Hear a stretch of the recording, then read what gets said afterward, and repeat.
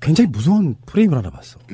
그게 뭐냐면은 새누리당에 나왔던 구여권들 이명박 포함해가지고 지금 그 작업을 지금 이재호가 하고 있는데 늘푸른 한국당 후보로 나와가지고 그러니까 우리는 그런 생각할 수 있잖아요. 얘네들은 완전히 괴멸됐기 때문에 안철수와 문재인이 싸워서 이기면 된다. 가장 나이브하게 돼버리는 순간에는 안철수가 뭐 해도 정권 교체하는 거니까 우리가 겁낼 거 없어 이건데 내가 봤을 때는 홍준표가 노리는 또는 이명박이 노리는 방법은 뭐냐면 완전히 다른 프레임일 수도 있어. 그게 뭐냐. 야권 후보가 2명이고 여권 후보가 1명일 때 그쪽 나름대로 단일화 한다고 치면요. 그러면 30대 30이 싸우는 구도를 만들려고 노력한다는 겁니다. 그러니까 우리는 전략적으로 안철수를 키우는 것보다 안철수를 찌그러뜨리고 쟤들이 갖고 있을 수 있는 우리가 그런 얘기 많이 했잖아요. 홍준표의 지지율이 10% 정도밖에 안 나온다고 해서 실제로 대선에 가면은 기존에 있던 구여권 사람들이 10%밖에 안 찍을까요? 제가 봤을 때는 20% 이상은 나온다고 보면은 이것은 사실상 표를 까면 3자 구도가 되는데 어느 날 갑자기 벙찌는 수가 있는 거야. 새누리당 표가 일부 안철수에게 이동해서 안철수 당선시키려고 하고 이쪽에서는 또 다른 방식으로 뭔가 문재인을 띄우겠죠. 근데 저쪽에서 생각하지도 않았던 득표율이 여론조사상보다 2배 이상 나오는 상황이 돼버리면은 명확하게 선거 결과는 3자 구도가 될 수 있다는 측면에서 때 안철수를 띄우는 이유가 그들이 안철수에게 표를 주려고 대통령 시키려고 이걸 띄우겠어요? 안철수를 키워서 결론적으로 모르는 사이에 자기들이 말하는 보수 샤이를 실제로 더 나타날 거라는 자신감을 갖고 야권 표들을 일단 최대한 분열시키는 그런 전략이 저는 숨어있다고 보는 거예요. 이제 선거는 문재인이 좋냐 안철수가 좋냐 선호도의 싸움이 아니고요. 앞에 있었던 적폐를 누가 해결할 것이며 탄핵 정국 이후에 정상적인 나라를 만드는데 누가 할 것이냐의 민의가 몰려져 있는 거고 그 민의가 이미 70%가 넘는 걸 계속 확인하고 있단 말이에요. 근데 지금 안철수의 프레임은 뭐냐면 자기가 입고 있는 녹색 옷을 벗을 수가 없어. 왜냐하면 이 옷을 벗는 순간 호남의 지지를 잃어버리니까. 근데 필요하기는 적색 진영 그러니까 영남에 있는 적색을 입고 있는 자유한국당이나 바른정당의 표가 필요해. 근데 내가 물리적으로 합칠 수 없으니까 국민의 힘으로 우리가 4명으로 나눠져 있긴 하지만 지금 있는 홍준표나 유승민을 찍지 말고 국민들 그쪽에 계신 국민들이 나를 찍어주세요 이거야. 내가 녹색 옷을 찍고 있지만 내 속옷은 빨개요. 그러니까 나를 찍으셔야 돼요라고 얘기를 하고 있는 거고 그게 맥혀가지고 지금에 있는 갑자기 일주일 만에 16%도 못 미치던 사람이 30% 이상으로 치고 올라와서 또는 역전을 해서 앞서고 있다라는 여론조사가 나온단 말이에요. 그러면 일주일 만에 여론이 그렇게 바뀔 수 있냐 없냐를 떠나서 지금 MBN이라든가 이런 데서 나오고 있는 분석을 보면 이게 기가 막혀요. YTN에서 이제 이번에 낸 게 각 정당 안에 안철수를 지지하는 사람의 비율이라고 조사를 해놨어요. 그래서 민주당 안에는 9.3%가 안철수를 지지한대. 자유당 안에는 83.6%가 자기네 후보를 지지 안 하고 안철수를 지지한다는 거예요. 바른정당 안에서도 48.7%가 유승민을 아니라 안철수를 더 좋아한다는 거예요. 심지어 정의당 안에도 12%가 넘는 사람들이 안철수를 지지한다. 이게 YTN의 조사야. 그래서 이 이탈자들이 안철수를 다 찍어줬을 때 안철수가 39대 41 정도의 수순으로 이길 수 있다라는 근거를 여론조사로 만들어낸 거예요. 근데 내가 아무리 대구 사람이지만 내가 유승민으로서 바른정당 후보가 나와 있고 또는 내가 원래 새누리를 지지하는 차원에서 홍준표가 나와 있는데 자, 그 두 사람의 후보가 있는데도 불구하고 쟤들이 마음에 안 들어서 내가 그동안 찍어오던 당에 대한 의리를 다 버리고 그냥 녹색을 입고 있는 우리 동네에는 별로 관심은 없었지만 문재인은 그나마 아니니까 안철수를 찍겠다라는 수치가 이렇게 많이 나오고 그런 사람들이 안철수를 지지해서 안철수가 대통령이 될 수 있다는 논리는 여론조사가 아니라 여론 조작을 하고 있는 거란 말이야. 그런 이야기들은 사실 전방송에 나간 얘기예요. 일단은 안철수가 갖고 있는 표는 결집력이 없으면 지금 확실히 드러나고 있거든요. 그렇죠. 당선 가능성이나 적극 지지층에서 보면 비교가 안 될 정도로 차이가 나요. 예를 들면 40대 20 정도 차이가 난단 말이에요. 네. 그런 측면에서는 지금 각종 언론들이 일단 상업성을 위해서라도 아마 자기들 본인 위해서라도 너무 재미없게 가는 선거를 재미있게 만들려고 좀 노력하고 있는 측면도 있을 거고. 그거죠. 그리고 이제 저는 이렇게 생각합니다. 국민의당은 저는 이미 야당으로 보지 않았어요. 지역감정 이용해 먹고 이명박 세력이 어느 정도 뒤에 버티고 있다고 하면 그것은 이제 일종의 밖으로 거짓화된 당 갈아타기라고 저는 보는데 밖으로 공범들이 찍어주는 안철수가 무슨 정권 교체입니까? 저는 그렇게 보는 건데요. 근데 지금 놓치고 있는 게 하나 있어요. 그 이야기를 한번 이제 이어서 해보려고 하는데 안철수는 그들과 연대에 없다라고 말하는 건 당연해요. 아까 말씀드린 것처럼. 그래서 그냥 아예 밟고 가서 그쪽 표 가져오겠다. 문재인 싫으니까 안철수 찍게 만들겠다. 요 전략이거든요. 근데 굉장히 무서운 프레임을 하나 봤어. 그게 뭐냐면은 새누리당에 나왔던 구여권들 이명박 포함해가지고 지금 그 작업을 지금 이재호가 하고 있는데 늘푸른 한국당 후보로 나와가지고 그러니까 우리는 그런 생각할 수 있잖아요. 얘네들은 완전히 괴멸됐기 때문에 안철수와 문재인이 싸워서 이기면 된다. 가장 나이브하게 돼버리는 순간에는 안철수가 뭐 해도 정권 교체하는 거니까 우리가 겁낼 거 없어 이건데 내가 봤을 때는 홍준표가 노리는 또는 이명박이 노리는 방법은 뭐냐면 완전히 다른 프레임일 수도 있어.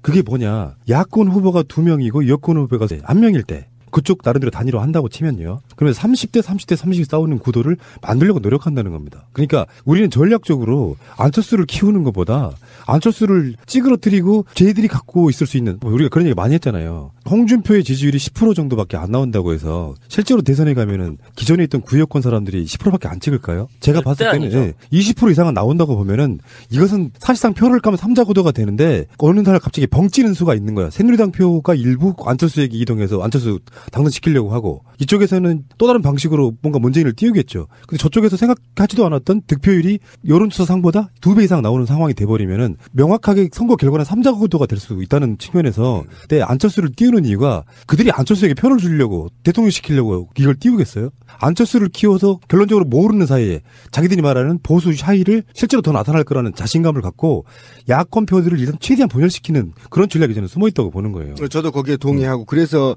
안철수가 말한 유권자 단일화라는 키워드가 바로 아까 우리가 논의됐던 얘기인데 뺏어오겠다는 건데 이것이 불안하다는 거예요. 그러면 3자 구도 정도나 4자 구도로 간다고 하더라도 누군가가 이것을 3대 3대 4로 구도를 만들거나 또는 양자 구도로 만드는데 48대 52로 만들어서 우리가 염려했던 부정선거의 오차범위 내로 들어오게 만들려고 하는 게 아니냐. 저도 거기까지 이제 고민하고 있습니다. 사실상.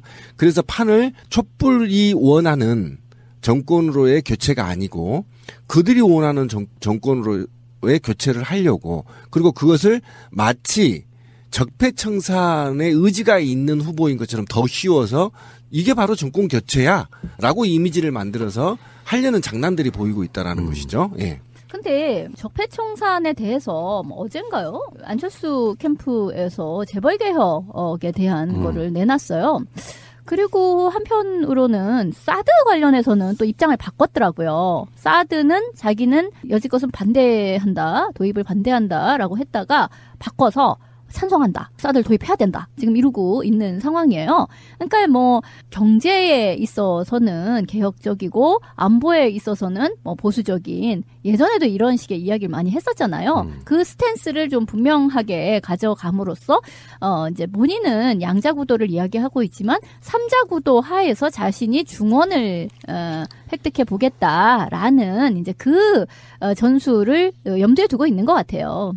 근데 저는 글쎄요, 저는 안철수에 대해서 그다지 호감은 없었습니다만, 지금 어느 정도 언론에서 펌프질을 하면서, 불과 한 일주 만에 한 9% 정도 이렇게 딱 올리는 게 영향은 분명히 있다고 생각을 해요. 그러니까 사람들에게 영향을 준다. 당연히 라고 있죠. 생각을 해요. 아니, 우리 남편 같은 사람도 어저께 뭐 무슨 얘기를 하다가 지금 안철수가 어쨌든 상승세를 타는 거 아니야? 막 이제 이렇게 상승세는 원래 무섭지 않아? 막 이제 이런 식의 얘기를 상승세를 하더라고. 태우고 있죠. 엄밀히 따지면. 뭐 어쨌든지 간에 그게 주체가 누구이든지 간에 상승세를 지금 타고 있는 건 사실인 거예요.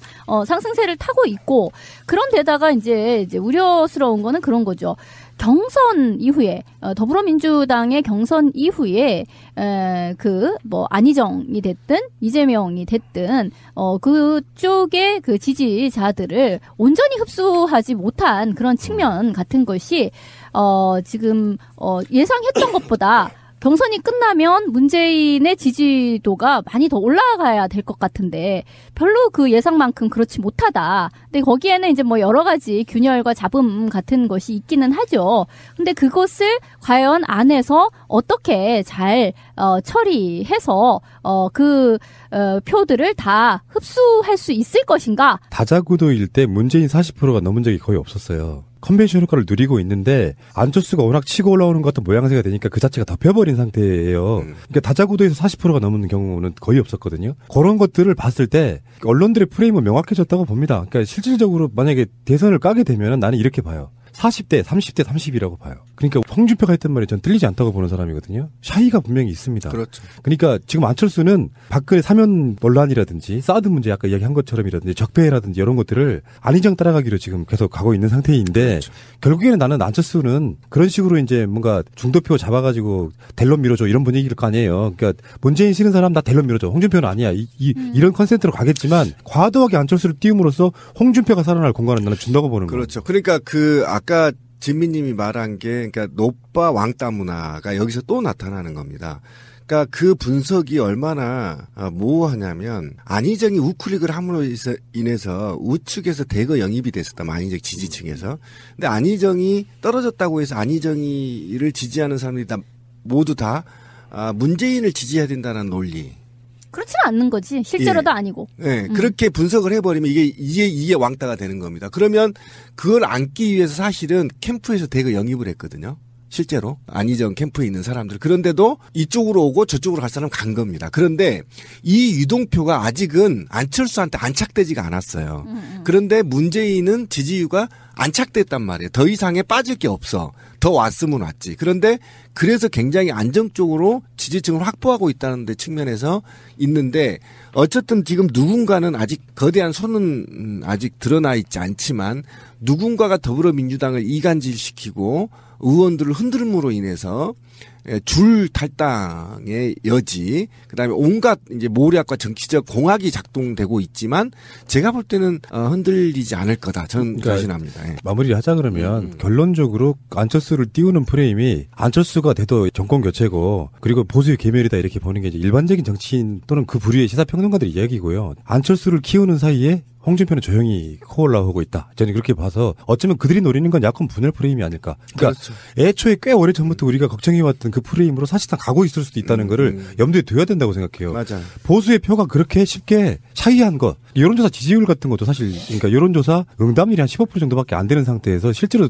대선 딱 까보면요. 만약에 홍준표 부류 또는 유승민까지 합쳐가지고 표가 한 15% 정도 미만이라고 하면 그건 괴멸이 맞는데 너무 사실, 좋은 거지. 제발 그렇게 되길 원하는 거지. 그게 맞는데 그게 한 30% 정도 나온다고 하면요. 야권이 대선 지는 거예요. 그러니까 예전에 김영삼, 김대중과 노태우가 붙었던 싸움을 재현하고 싶어하는 사람들이 지금 뭔가 치밀한 프레임을 갖고 있다고 저는 보는 느낌이 좀 생기는 거예요. 다른 건 몰라도 이렇게 박근혜까지 구속된 상황에서 보수표가 제대로 여론조사에 응답했을 가능성은 저는 없다고 봅니다. 원래 성향대로 자기들은 새누리당, 부류, 자유한국당을 찍을 가능성이 높다라고 봐요. 이걸 경계를 하라. 그러니까 그럴 거면서 자기네들은 사실은 안 까서 그렇지 다 까면 30%는 될 것이다라는 것 속에 그렇지. 지금 두 개의 야당을 삐까삐까하게 만들어야 되는데 안철수를 좀 더 키워야 되겠네? 라는 식으로 해서 뽐뿌질이 들어가고 있다. 그러니까 여론대로는 가지 않는데 안철수가 없으면요. 문재인 후보가 안희정 후보를 붙잡는 이유, 이재명 후보를 붙잡는 이유가 다른 보수와 진보표가 못 빠져나가게 잡는 것처럼 문재인 대통령 될 거야라는 대세론 속에 잘하면 문재인이 안 될 수도 있겠네라는 희망을 심어주기에는 안철수가 딱 좋죠. 근데 그 사이에 무슨 짓을 해도 나는 안철수도 같은 문재인 부류를 본다는 사람들이 있어요. 이 사람들은 홍준표를 찍을 수밖에 없어. 근데 홍준표의 지지율이 10%밖에 안 나오는 게 문제가 아니라 최소한 30%를 상존하는 예전에 왜 박근혜 지지율 더럽게 안 빠지는 해도 30% 이하로 안 빠졌던 시절도 있었잖아. 그렇죠. 콘크리트. 그 표들은 홍준표한테 갈 가능성이 없다고 보는 건데. 근데 그것도 상당히 무너졌다고 보는 거잖아요. 그러니까 안철수가 당사자가 박근혜가 아니고 홍준표이기 때문에 안철수가 만약에 문재인에게 의미 없게 대항하지 못하고 완전히 쭉 빠진 상태로 의미 없는 대선으로 간다 그러면 포기를 하게 되는데요. 이런 게 있을 수 있잖아요. 보통 정치인들이 선동을 할 때 대부분 그렇잖아요. 숨은 표는 있다. 내가 진정한 의미의 여론조사 숨은 표를 받아 안을 것이다. 그런 식으로 이야기를 하잖아요. 또 여론조사 공포 기간, 금지 기간도 있어요. 그 사이에 뭐 골든 크로스 했다고 막 서로 하고 그런 상황이 만들어진단 말이야. 그 상태에서 안철수가 존재하지 않으면 사람들이 이번 투표는 포기해야 되겠네 할 수 있는데 곰곰이 생각해보면 내가 안철수를 찍겠다 이런 것보다요. 안철수도 야당의 대표였던 사람입니다. 죽어도 못 찍는 사람들이 있단 말이에요. 우리가 생각했을 때 뭐 더불어민주당 경선할 때 역선택 많이 들어올 거라고 막 걱정하는 사람도 있었지만 사실 결론적으로 봤더니 안 했지. 거의 없었잖아요. 그런 것처럼 안철수 못 찍는 사람들은 어차피 샤이로 홍준표를 찍을 거란 말이에요. 대신에 안철수하고 문재인이 야권표가 갈라지면 홍준표가 먹을 수 있겠냐는 사람들이 투표율이 높아질 가능성이 있다는 거예요. 그렇죠. 그 프레임이 있다고 보는 거죠. 이게 결국은 예전에 노태우가 집권했을 때 프레임이랑 똑같은 거예요.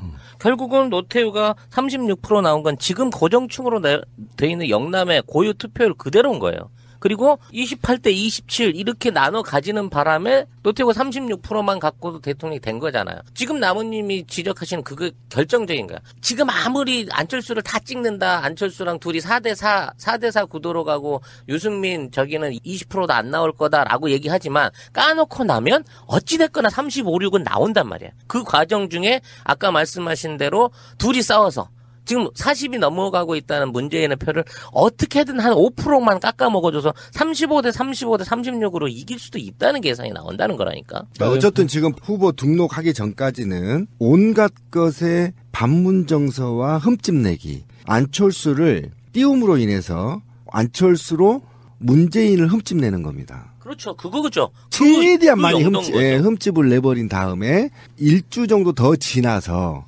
여론 추이를 봐서 이제 이 두 마리를 잡겠다고 홍준표가 나오게 되는 거죠. 네. 그러면 홍준표가 나오게 되면 홍준표가 10%를 넘을 가능성이 있어요. 그러니까 지금 뭐 언론들은 그 두 마리 토끼를 잡으려고 노력 과정에서 지지율이 상승할 가능성이 굉장히 높다. 그러니까 이 프레임이 있다니까요. 언론들은 안철수를 띄워서 안철수가 정권을 잡으면 또 그런 논란을 만들게 했잖아요. 좀 전에 제가 처음에 물었던 것처럼 정권 교체는 아니냐. 근데 이제 우리가 봤을 때는 지지자의 성분상 자기의 박근혜 선택을 반성하지 않는 지지자는 저는 공범이라고 봐요. 솔직히 말씀드려서 그들이 문재인이 안 되게 하기 위해서 동원되는 표는 저는 의미가 별로 없다고 보는 것이니까 우리 이렇게 합시다. 솔직히 말해서 진정한 의미 정권교체는 저는 딱 두 사람이라고 봐요. 문재인하고 심상정이라고 봐요. 이 사람들은 정권교체 의미가 있다고 봅니다. 박근혜 정권을 지지하지 않았던 사람들이 순수하게 모여있는 곳이라고 보면 그럴 때 그들이 만들어놓은 프레임 속에서 허우적대는 것보다 안철수에 대해서는 명확하게 저는 선을 긋고 가야 된다고 생각해요. 이미 그는 지역감정 이용하고 이명박 세력들의 등을 없는 입장이라고 하면은 순수하게 정권교체를 하는 의미는 저는 거의 없다고 보는 사람이거든요. 그럴 때 자꾸 혼돈스럽게 안철수가 갖는 스탠스가 야당이냐 아니냐 뭐 이 등등을 논란을 하게 되면은 또 전선이 또 틀어진다. 저는 그렇게 보는 측면이 있어서 되게 단순하게 그래서 제가 그런 이야기 한 적이 있어요. 저는 문재인 심상정만 보호하겠다. 저는 선언한 적이 있습니다. 한번 솔직히 말씀드려서 그래요. 그런 측면도 있다고 보고요. 심상정 후보는 다시 뭐 다른 방송에서도 이야기를 좀 했지만 토론 같은 데 가면은 어쩔 수 없이라도 자기들의 스펙트럼 개혁적인 부분에 있어서라도 자기들의 이야기도 하겠지만 결론적으로 말하면 홍준표라든지 유승민 같은 부류 공격하게 공격으로부터 어떤 그 연합 전선을 형성할 수밖에 없는 스탠드가 분명히 있다는 말씀드리고요. 자, 여기까지만 할게요.